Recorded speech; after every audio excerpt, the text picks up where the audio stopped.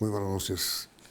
El doctor Manuel José Cepeda, expresidente de la Corte Constitucional de Colombia, fue uno de los artífices jurídicos del acuerdo al que finalmente se llegó con las FARC dentro del proceso de paz. Es nuestro invitado esta noche.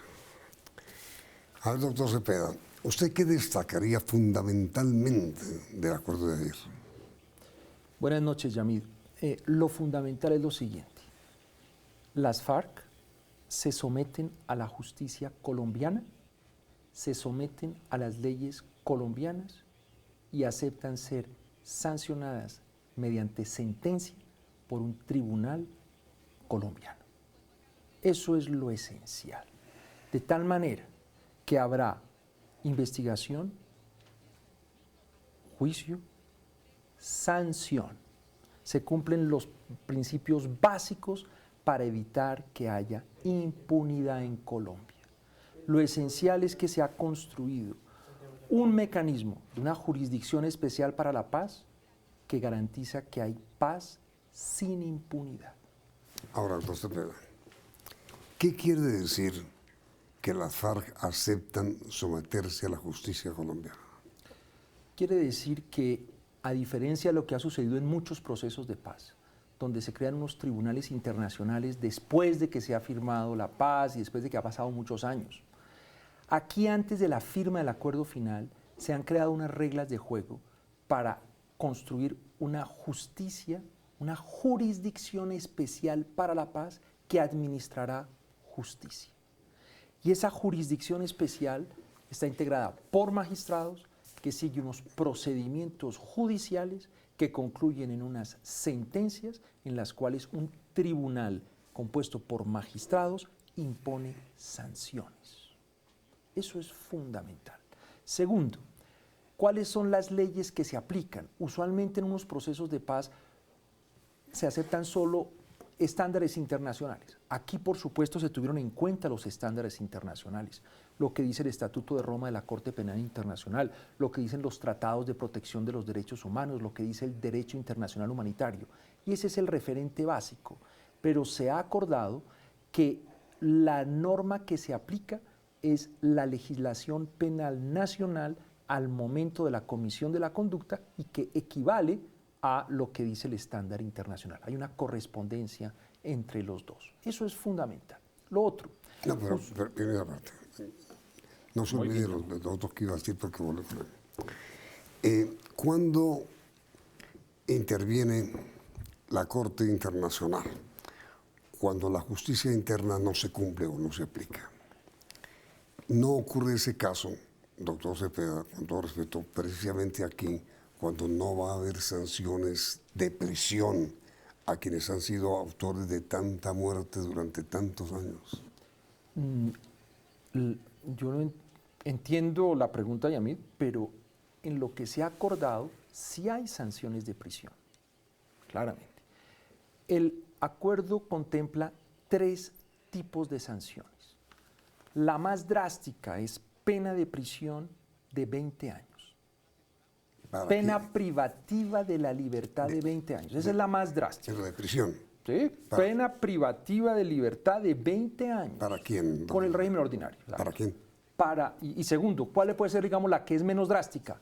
Restricción efectiva de la libertad de 5 a 8 años. Y en la mitad pasarán cosas. Pero tomemos los dos extremos para explicar cómo funciona el sistema. Sí, señor.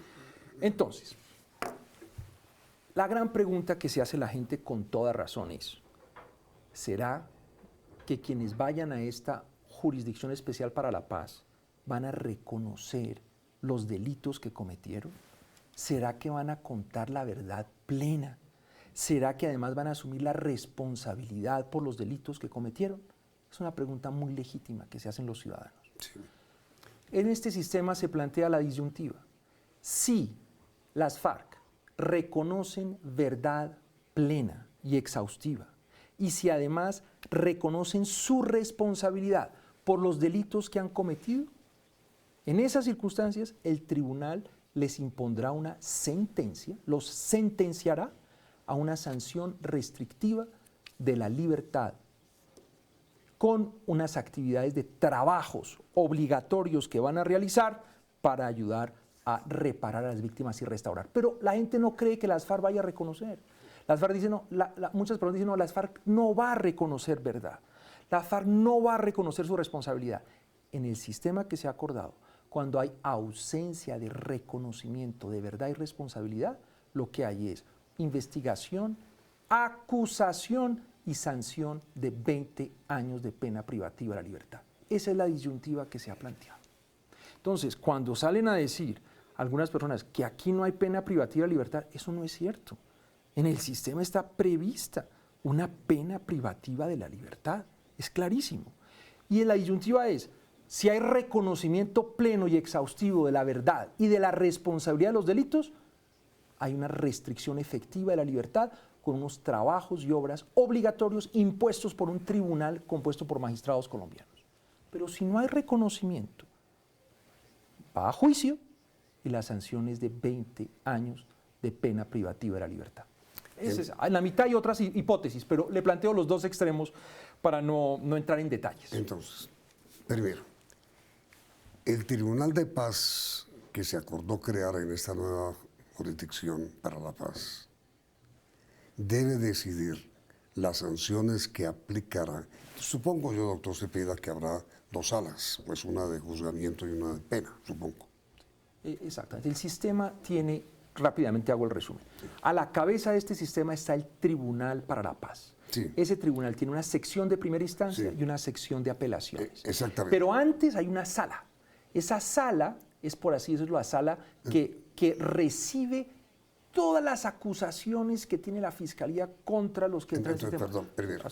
Tribunal para la Paz. Tribunal para la Paz. Primera instancia. Primera instancia, perfecto. Denuncias. No, Una las denuncias no llegan allá. Digo, una sala que recibe acusaciones. Una sala que recibe acusaciones De e todo, informes. Recibe un informe de la Fiscalía de todas las investigaciones que ha hecho la Fiscalía. O sea, todas las investigaciones que ha hecho el Estado colombiano valen y se vuelven la base del trabajo de esta nueva jurisdicción. Segundo, todas las investigaciones que ha hecho la Procuraduría valen y se vuelve la base de esta jurisdicción. Tercero, las organizaciones de víctimas pueden presentar acusaciones. Cuarto, las organizaciones de derechos humanos pueden presentar también acusaciones. Ante esa instancia del Ante esa instancia que tribunal. se llama la sala de reconocimiento de verdad y responsabilidad y de determinación de los hechos. Sala de reconocimiento de reconocimiento y de tribunal. determinación de los hechos. Eso es antes del tribunal. Muy El bien. tribunal ahí no ha entrado. Muy bien. Recibe todo lo que el Estado ha construido de información, de investigaciones, todo lo que las víctimas quieren aportar en acusación, Sí. lo que las organizaciones de derechos humanos quieren aportar. Eso es impresionante. Pero además, esa sala de reconocimiento y determinación de los hechos recibe todas las sentencias. Porque hay sentencias, pero que no se cumplen en Colombia, porque en Colombia hay impunidad. En Colombia muchas personas han sido sancionadas, pero la sentencia queda escrita, no se puede aplicar. Pues la sentencia que ya la justicia colombiana le impuso a un integrante de las FARC se entrega a esa sala de reconocimiento y determinación de los hechos. Y eso va a permitir decir con toda claridad lo que el Estado y las organizaciones de víctimas de derechos humanos le imputan a las FARC. Luego, las FARC pueden hacer con eso una cosa, es reconocer verdad y reconocer responsabilidad. Pero ahí está la base, eso no es en el aire, hay toda una base, un piso claro de lo que pasó realmente. Y ese piso es la base para que se haga el reconocimiento de verdad y responsabilidad. Entonces, supongamos que hay una conclusión y es que hubo 5.000 secuestros, 6.000, 7.000, los que determine la Fiscalía, las organizaciones de víctimas de derechos humanos, y se dice claramente que hubo 7.000 secuestros, con estas características. Eso este órgano lo recibe y lo organiza para mostrar cuáles fueron las conductas más graves y representativas. Y, sin descartar ninguna, le dice a las FARC, esto es lo que se le imputa. Usted reconoce la verdad y asume la responsabilidad, sí o no, de qué sí y de qué no. Muy bien, pues vamos a las dos opciones que le mencionaba. Las FARC pueden decir, no reconocemos la verdad ni asumimos la responsabilidad. Muy bien, entonces acusación va al órgano de acusación ante el tribunal y ahí hay un juicio. Y la sanción es pena privativa de 20 años. Hasta pena privativa de la libertad de 20 años. Confirma todo lo que ha hecho la fiscalía, lo que dicen las víctimas, y hay un juicio. Si las FARC reconocen, vamos por el otro carril. Por eso le digo que aquí hay dos carriles, pero le pongo el básico. Sí. Por favor, Yami. Si las FARC no reconocen la acusación que la sala del Tribunal de Paz les haga, ¿qué ocurre ahí si no reconocen? Pues como ocurre, hay una unidad de investigación y acusación que las acusa ante el tribunal, se va a un juicio contradictorio y el tribunal evalúa. Pero voy a decir, es que usted me dijo hace un momento, en este país donde hay tanta impunidad, que ni siquiera se han aplicado las sentencias ya dictadas contra todos los miembros del secretariado de las FARC, que están dictadas y no se cumplen. Están suspendidas. Bueno, hay órdenes de captura, pero no se pueden capturar, digamos. Pues, sí, exacto. Entonces, si las sentencias dictadas ya contra las FARC no se han cumplido, ¿qué certeza pueden tener los colombianos o los miembros del tribunal de que las FARC, que no han aceptado nunca los delitos que han cometido, los acepten ahora? Es que si no los aceptan, le ponen 20 años de prisión.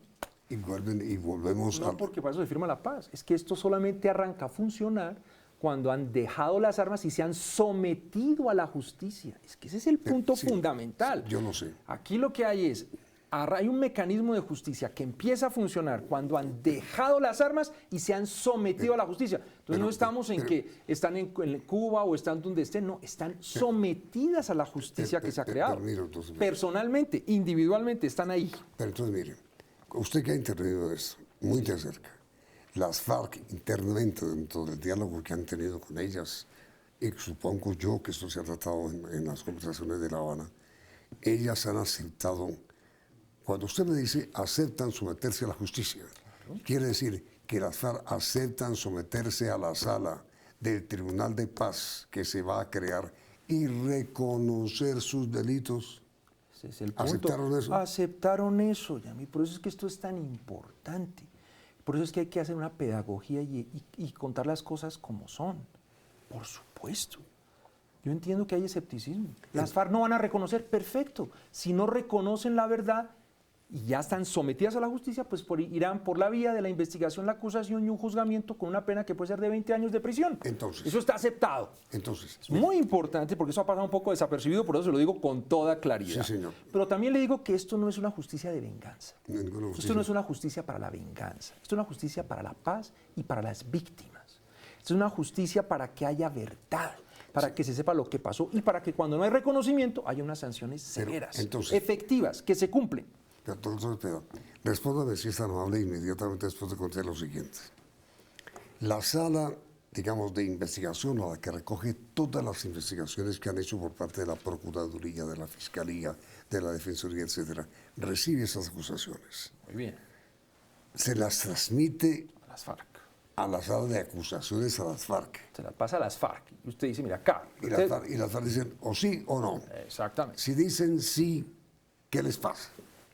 Inmediatamente después de comercial.